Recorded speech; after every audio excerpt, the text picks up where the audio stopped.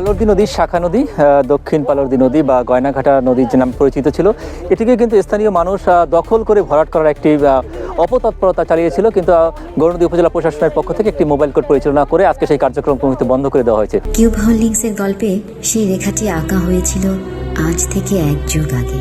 নকশাই আমাদের ভাষা। Cube holdings limited. একই সঙ্গে এই খালটি কিন্তু এই অঞ্চলের যারা কৃষক আছে, বোরো ধান আবাদের যে মূল যে পানি প্রবাহ এই খাল থেকে কিন্তু নিশ্চিত হয়। এভাবেই কিন্তু বরিশাল জেলার টর্কি এবং বাসাইল খাল যেটা আছে সেটিও কিন্তু একসময় দখল হয়ে গেছে এবং সেটির কিন্তু পানি প্রবাহ একেবারেই বন্ধ। সেই একইভাবে একের পর এক খাল দখল করে কিন্তু স্থানীয় যারা ভূমিদস্যু আছে তারা কিন্তু এই খালের জায়গাগুলিকেই বেছে নেয় দখল করার জন্য। প্রাথমিকভাবে দেখা যায় যে একটা অভিযান পরিচালনা হয় এবং কিছুদিন পরে কিন্তু দেখা যায় যে আবার সেই দখলদাররা তাদের আপন রূপে ফিরে আসে।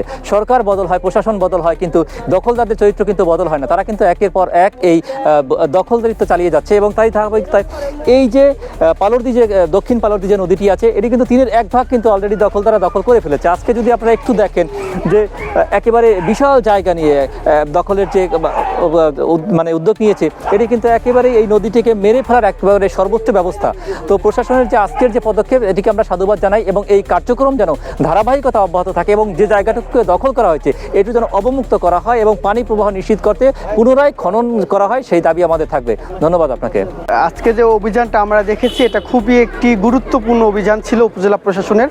তো ধন্যবাদ জানাই গৌরনদী উপজেলা প্রশাসনকে এত সুন্দর একটি অভিযান পরিচালনা করার জন্য এবং উপজেলা প্রশাসনের কাছে আমরা দাবি রাখতে চাই যে এইভাবে জানি এই অভিযান যেন অব্যাহত থাকে এবং সবসময় যেন জনগণের তারা খেদমত করে জনগণের পাশে থাকে। ধন্যবাদ আপনাকে। আচ্ছা, আপনারা জানেন যে একটি অভিযোগের প্রেক্ষিতে আজকে এই যে পালরদি নদীর একটি শাখা নদী বা খাল যেটাই বলি আমরা, সেটা একটা প্রবাহমান খাল। তো সেখানে মিলন নামে এক ব্যক্তি অবৈধভাবে দখল করার প্রচেষ্টা চালিয়েছিলেন। তো আমরা এখানে সরজমিনে এসে আমার সার্ভেয়ারের প্রসিকিউশন অনুযায়ী দেখতে পাই যে এটা আসলে আমাদের একটা নদী শ্রেণী এবং সে অবৈধভাবে এটা ভরাট করার চেষ্টা পায় তারা চালাচ্ছিল। তো আমরা তাকে আটক করি এবং ভূমি অপরাধ প্রতিরোধ ও প্রতিকার আইনে তাকে আমরা 1 মাসের কারাদণ্ড 50,000 টাকা জরিমানা ধার্য করি।